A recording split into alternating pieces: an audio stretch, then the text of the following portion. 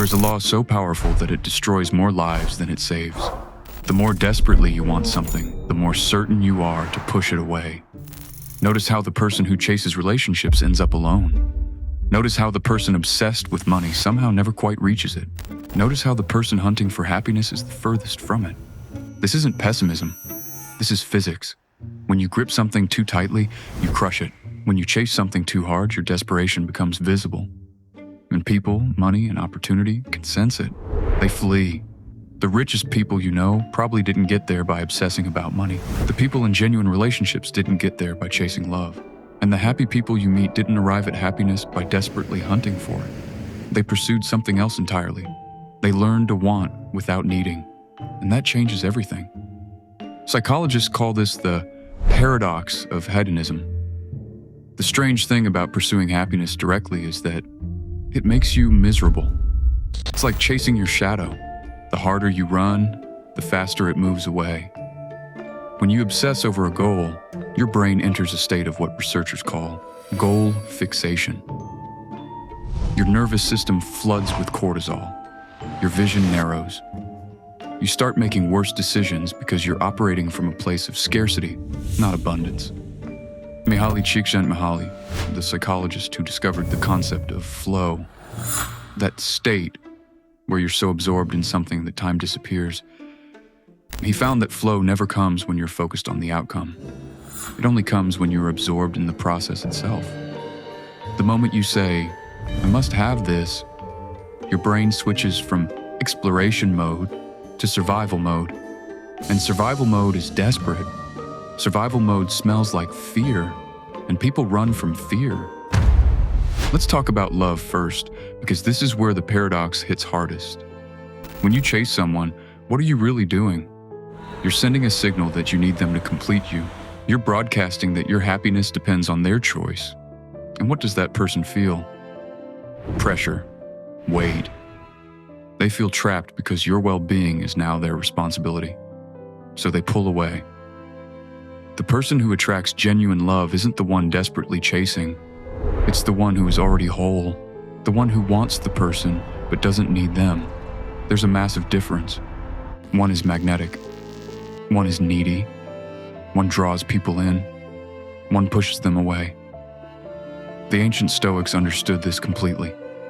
They taught that we should want things, yes, but we should be equally prepared to lose them. Epictetus said, some things are within your control. Your effort, your intention, your character. And some things are not. Whether others choose you, whether they stay, whether they love you back.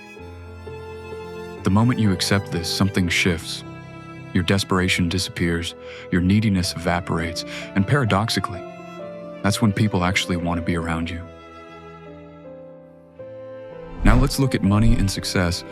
This is where the paradox becomes almost cruel.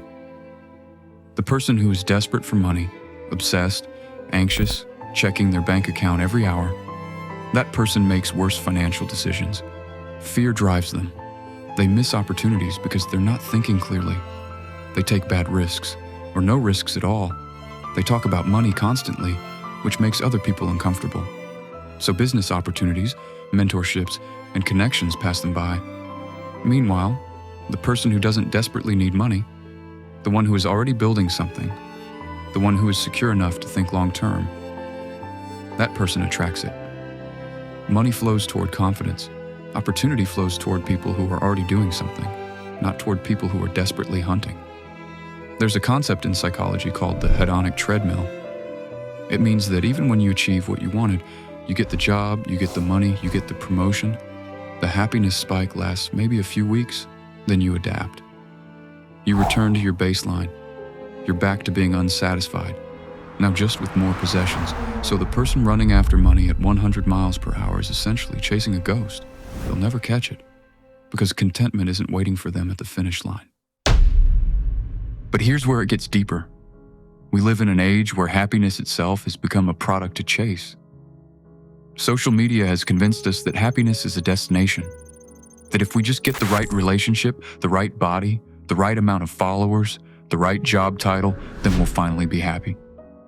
We scroll through other people's highlight reels and we convince ourselves that they've figured it out, that their life is the finish line we need to reach.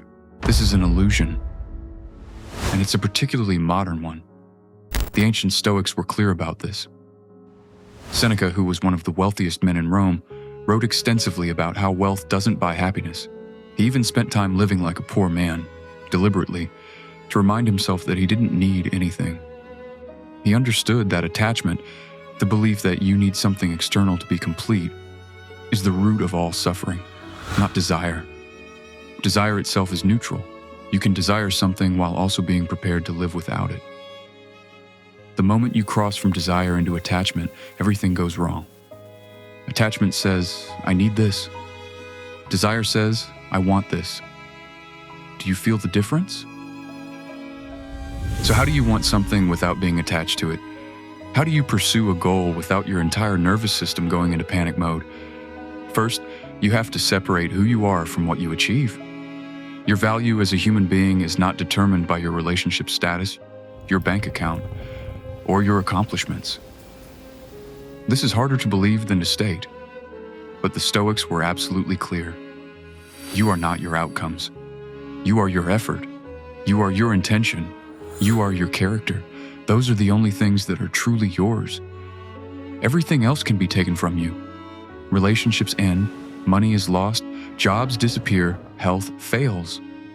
So the moment you tie your identity to something external, you've already set yourself up for suffering. Here's what actually works. Desire the outcome? Yes. But focus your energy on the process. Define success by what you control, your effort, your consistency, your growth. Not by what you don't control. Detach your self-worth from the result, and you detach your anxiety along with it. The paradox is this. The moment you stop needing something to happen, you paradoxically become far more likely to make it happen because you're not acting from desperation.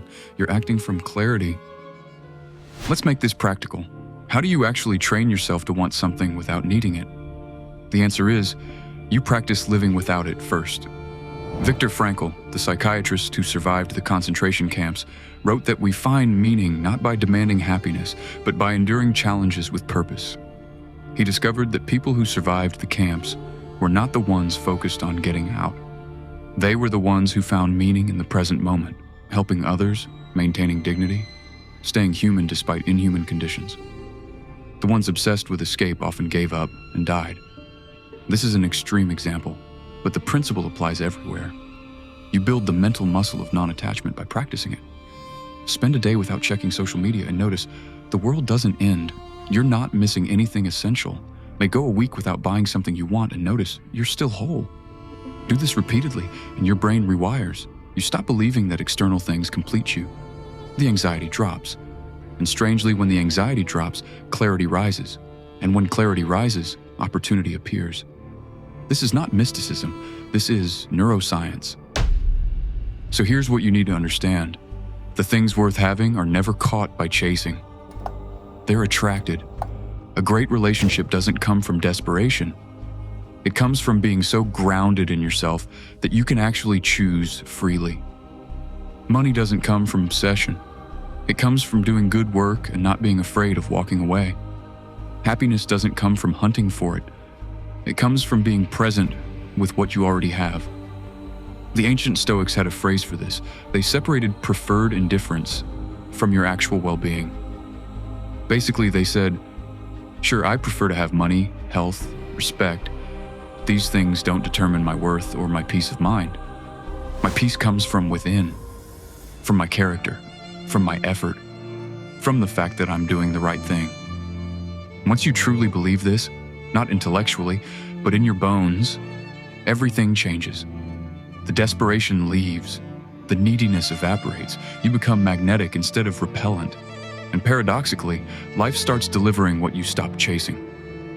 So here's your practice. Identify one thing you're desperately chasing. Notice the anxiety around it. Now consciously decide, I will pursue this with full effort, but I will not attach my happiness to the outcome. I will be equally at peace whether it comes or it doesn't. The moment you mean that, you've already won. Because winning ultimately was never about getting something external. It was always about becoming the kind of person who doesn't need to chase anymore.